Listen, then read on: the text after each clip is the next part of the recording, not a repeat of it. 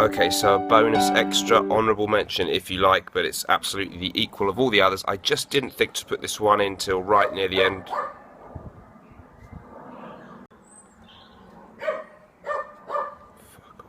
Can still enjoy this one, and so can you. And so can still enjoy this one, and so can you. So highly recommended 416.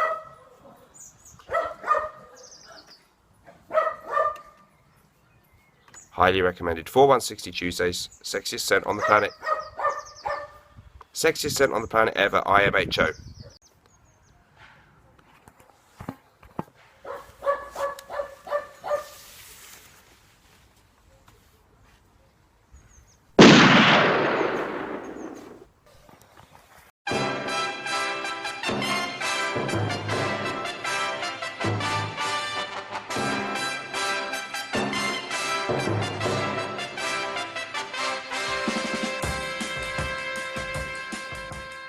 Hello everybody, so today we're going to be doing my top 5 under the radar niche fragrances, and thanks very much to the companies who did send me a couple of these fragrances for free, which I really appreciate, and I'm sorry in the delay in mentioning them on the channel. You will find that your fragrance gets reviewed a little bit quicker in future if you remember to include the envelope full of £50 notes in the package.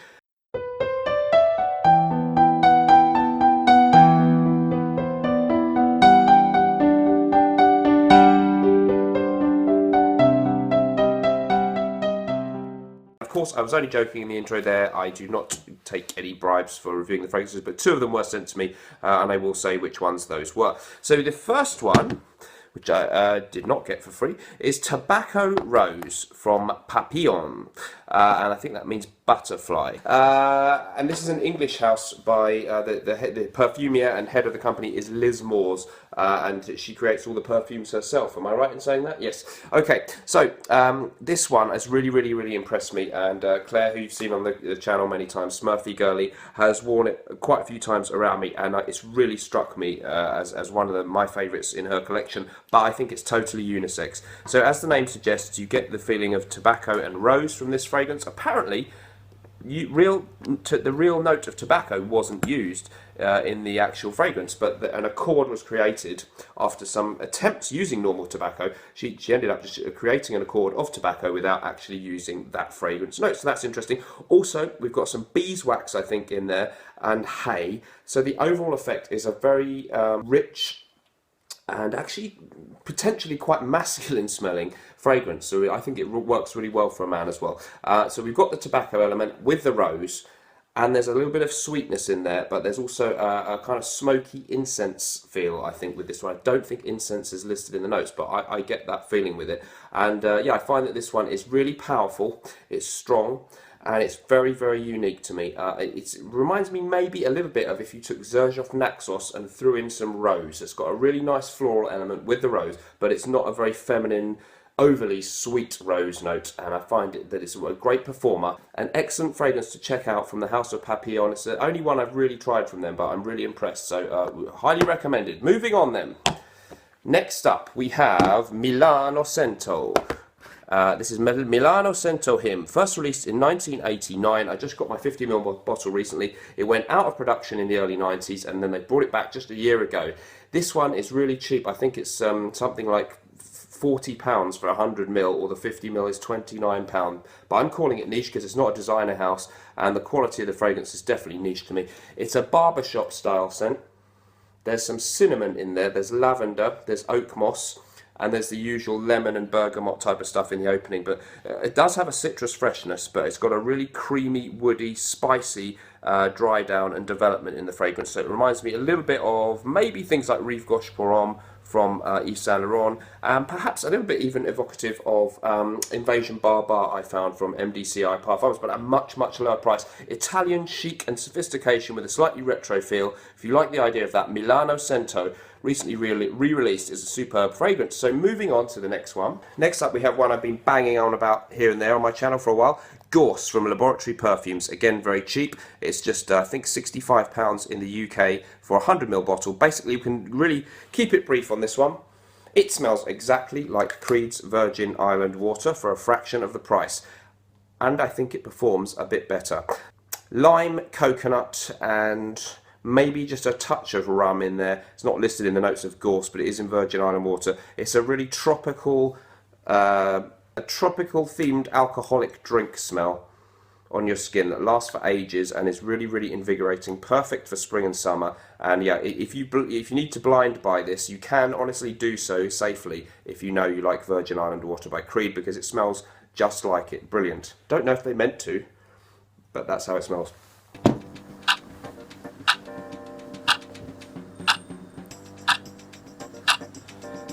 Okay, next up is a house that you've probably heard of, so it's not totally under the radar. If you're in the fragrance community and you watch a lot of videos, this is Zoologist, and it's Nightingale. Now, they sent me samples of a lot, I think all of their fragrances, and they did actually send me an 11ml big one of this one. And I think that was for good reason, because this is definitely the most wearable, and in my humble opinion, the best from their line. Zoologist Perfumes Nightingale is a really stunning fragrance. This has one of the biggest wow factors of any of the fragrances in this video. The pink juice there gives you a clue. There's plum blossom in the notes and a ton of other stuff. There's quite a lot of floral stuff. There's quite a lot of sweetness.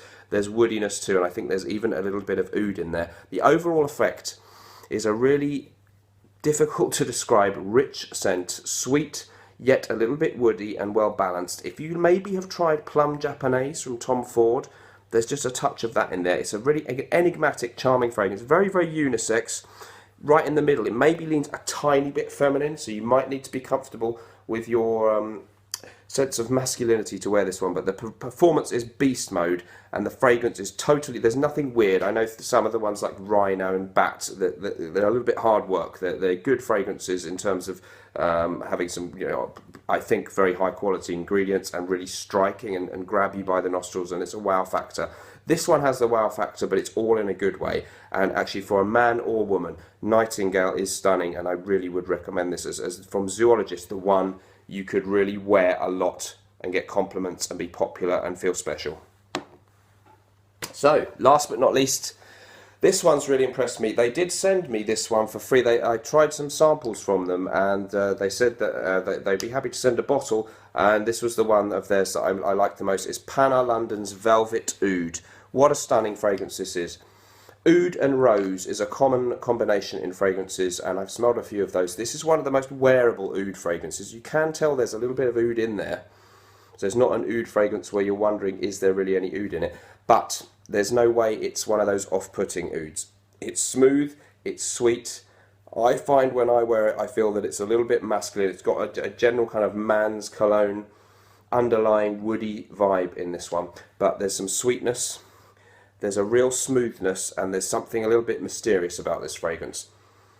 Just gets that blend perfectly right to be a little bit interesting, a tiny bit daring, but totally wearable. So Velvet Oud from PANAH London is one that I would highly recommend to anybody to try out. So there's my fragrances, under the radar niche ones, well worth checking out any one of these, and let me know if you've tried any of them, and if so, what do you think? Thanks very much for watching. Remember, whatever we're doing in life, let's project, and I'll see you next time. Bye bye.